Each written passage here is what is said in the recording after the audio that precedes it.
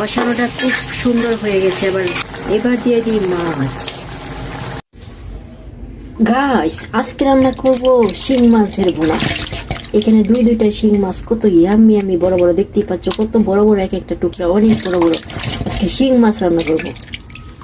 ফার্স্টে তেল দিয়ে দিলাম, দিয়ে দেবো পেঁয়াজ কুচি। আর শিং মাছ বোনা করবো আজকে আলু দিয়ে শিং মাছ বোনা করবো। সবকিছু একবারে দিয়ে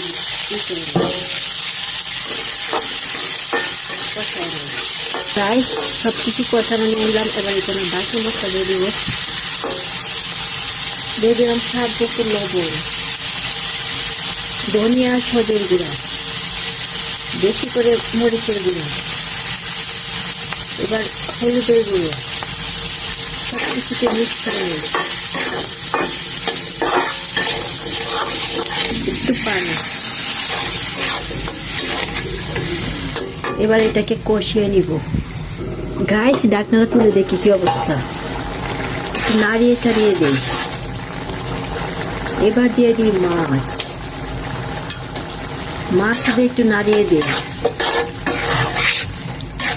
এবার আবারও কষিয়ে নিব, উদাম করে দেখি। কষানোটা খুব সুন্দর হয়ে গেছে। এবার ঝুলের জন্য পানি দিয়ে দিব।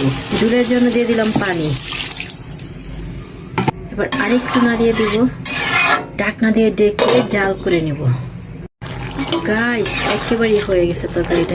গাইস, একেবারে তরকারিটা কেমন হয়েছে কমেন্টে জানাতে ভুলবে না। কেমন হয়েছে আজকে শিং মাছের আলু দিয়ে বোনা, অবশ্যই কমেন্টে জানিয়ে দিবা আমাকে। আমি আর বলবো না কিচ্ছু।